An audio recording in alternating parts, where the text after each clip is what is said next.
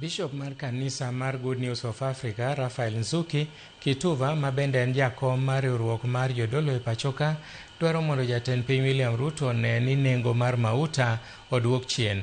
Kaluwore gi oganda ma pachoka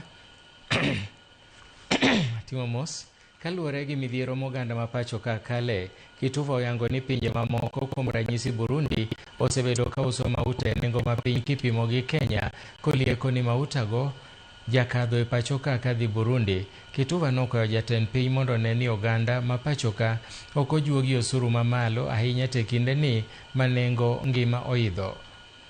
Ile tumeona malumbano, mapigano, watu wakituzi wale wengine wakidharau wale wengine, wale wako serikalini na wale wako kwa upinzani. Hiyo kama kanisa tumekataa kabisa. Huo sio mwelekeo ambao Mungu anaweza kukubali. Kwa hivyo hiyo tabia ikome kabisa.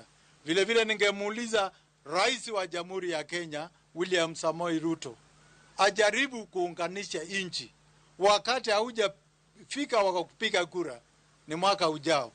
Kwa hivyo kabla hatujafika huko ajaribu kuunganisha wananchi. Moko kuom jodak ma